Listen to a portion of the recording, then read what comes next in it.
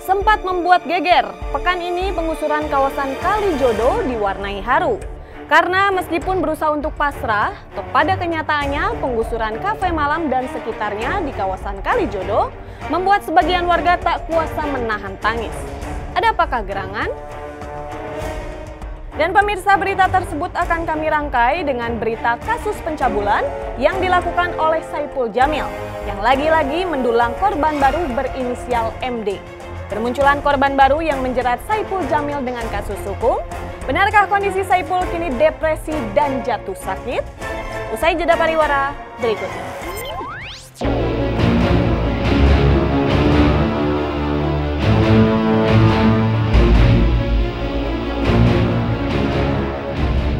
Pasca mendulang geger, kini proses penggusuran kawasan Kalijodo, Jakarta Utara mencapai babak puncak. Ya, setelah diwarnai heboh pro kontra, hari Senin kemarin menjadi hari terakhir proses penggusuran kawasan Kalijodo. Tak heran jika tidak hanya warga Kalijodo, tapi ribuan warga dari luar kawasan Kalijodo juga berbondong-bondong datang untuk ikut menyaksikan kawasan yang sempat dikenal dengan prostitusi dan perjudian ini diluluh lantahkan dan tinggal menjadi puing-puing sebelum disulap menjadi kawasan hijau. Sontak saja, keramaian luar biasa ini kabarnya sempat membuat pihak yang berwajib kewalahan hingga mengalihkan arus lalu lintas.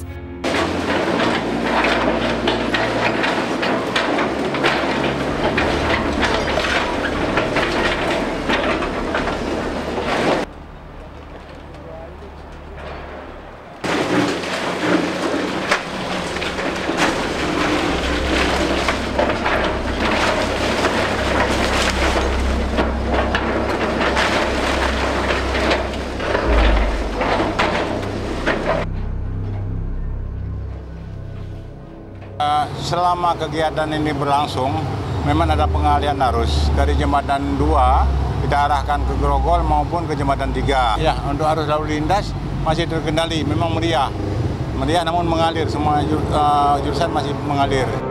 Ya, meski sempat mendulang geger pro kontra hingga ancaman ranjau, babak akhir penggusuran kawasan Kalijodo kemarin rupanya diwarnai sikap pasrah. Warga yang sempat memilih bertahan akhirnya pasrah tanpa perlawanan, bahkan membongkar rumah masing-masing secara pribadi, menyisipkan pemandangan yang menyentil batin.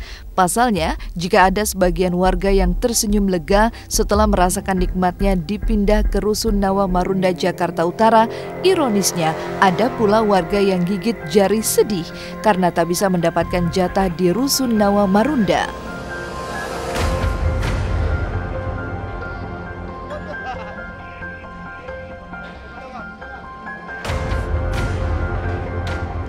Kita dari anggota Dewan Perwakilan Rakyat Daerah, pada prinsipnya sisi-sisi kita tetap di masyarakat ya.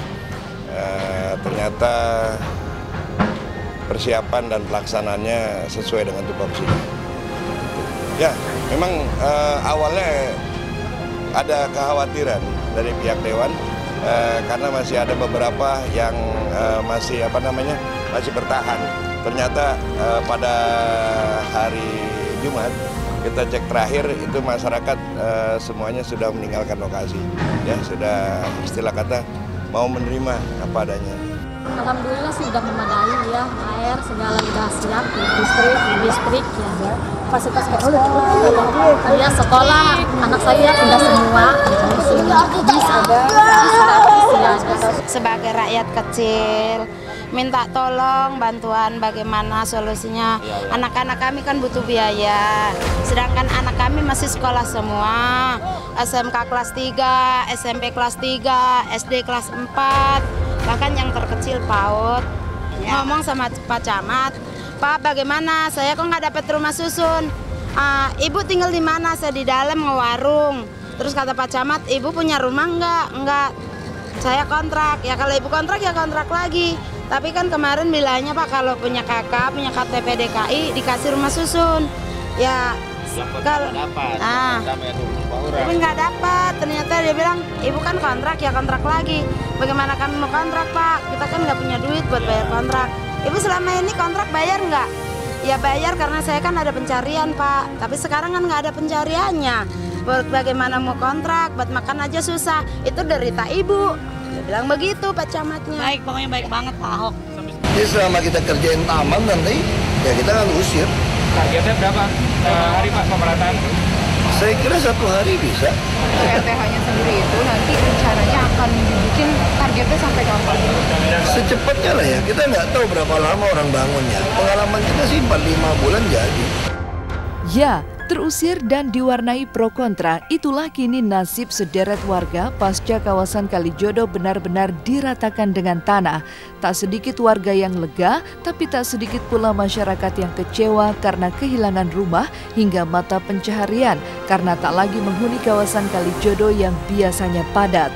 Nasib ini pula lah yang membuat nenek bernama Etik shock hingga menangis sedih menyaksikan rumahnya telah dijadikan puing-puing dalam 1 hari tanpa tahu esok kemana dirinya akan tinggal.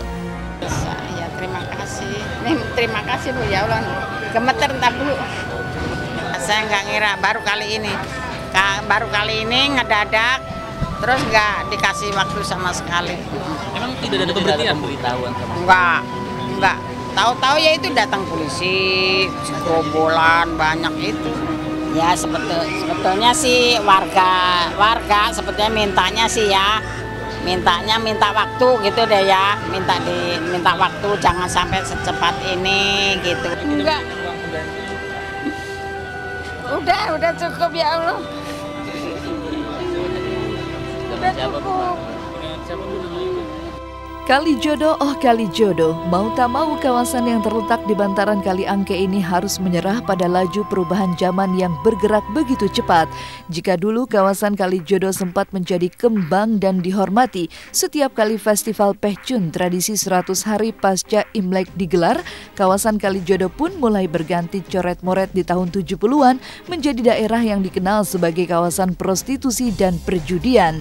Dianggap kerap menjadi biang penyakit sosial masyarakat, kini di era tahun 2016, kawasan Kalijodo diluluhlantahkan untuk menjadi kawasan hijau lengkap dengan fasilitas modern seperti futsal. Uniknya, meski telah rata menjadi puing, ada satu bangunan yang masih bertahan, yaitu Masjid Al-Mubarokah. Masjid kecil ini seolah menjadi saksi betapa wajah Kalijodo akan menyongsong masa depan yang lebih baik demi cita-cita Jakarta yang hijau dan bebas dari banjir.